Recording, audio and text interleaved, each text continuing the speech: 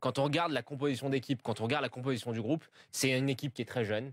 C'est une équipe qui n'est pas mature. C'est une équipe qui a une expérience des compétitions internationales proche du néant, proche du zéro. Donc à un an de la compète, tu dis que c'est déjà trop tard? Je pense, oui. Je pense que l'équipe n'a pas encore n'a pas le vécu nécessaire, n'a pas l'âge nécessaire. C'est une équipe qui n'a pas de taulier non plus, cette équipe de France. Quand on regarde les nations qui ont gagné récemment les compétitions internationales, où sont les Mascherano, les Busquets, les Puyol, les Thomas Müller et compagnie, c'est une équipe qui n'a pas de leader affirmé sur le terrain.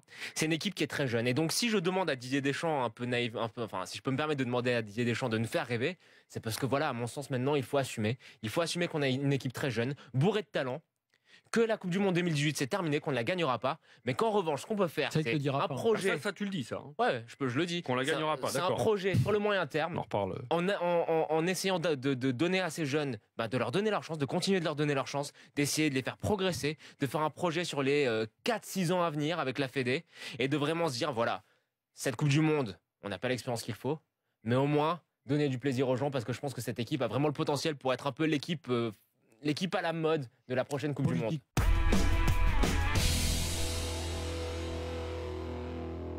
Je pense pas qu'un club dans le top 5 européen le recrutera, parce que je pense qu'il n'a pas le niveau, en fait. Je pense qu'en termes de salaire, il a 400 000 euros net par mois, ou même brut par mois à l'OGC Nice. C'est un très beau salaire en Ligue 1.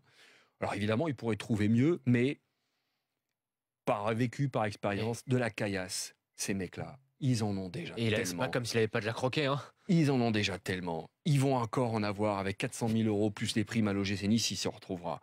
Mais il risque de se retrouver, non pas dans un de ces grands clubs européens, mais peut-être en Première Ligue ou dans un bon club en Espagne, en Italie, où on va être avec une concurrence, un club dans un cadre moins familial, et il risque de retrouver un cadre qui ne lui convient pas.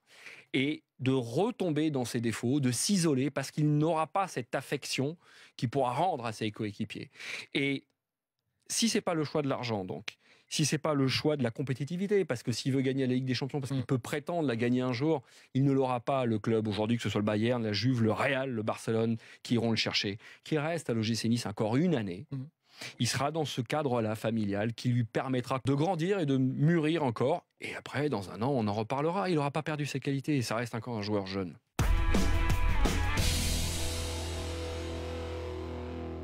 Il me manque le génie pur d'un Maradona, d'un Cruyff, d'un Pelé.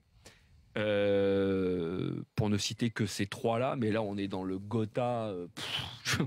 Voilà, c'est l'oxygène. Mais marquer des buts tout le temps qui donne des titres, c'est pas être génial? Non, c'est génial. Non, c'est génial, c'est génial. Mais c'est pas du génie. C'est le côté artistique. C'est génial, mais c'est pas du génie. François, c'est le côté artistique. C'est vrai, c'est génial, mais c'est le côté un peu. Je vais renverser ce que tu dis, enfin pas ce que tu dis. Je vais te dire, imagine Platini, moi qui suis un fan absolu de Platini. Bien sûr. Il n'a pas gagné de la Coupe du Monde. Non. Et quelque part, justement, il arrive à être dans le Gotha sans gagner la Coupe du Monde parce que, comme tu le dis, il est génial. Cristiano, lui, il fait gagner tout, et c'est grâce à lui. Et donc, effectivement, comme le dit Fred, la question se pose, est-ce que ça rend pas quelqu'un génial?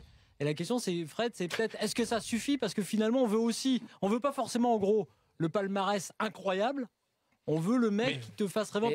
Non, parce qu'il y a le côté travail. Le côté travail qui me paraît hallucinant. Parce que Cristiano, attends, c'est pas un manchot non plus, hein, mais il a pas le talent naturel d'un Messi, le talent naturel d'un Cruyff, le talent naturel d'un Maradona. Je pense aussi. Voilà, c'est-à-dire que pour faire ce qu'il fait, mais c'est encore plus beau, quoi. C'est-à-dire ça, il y a question aussi.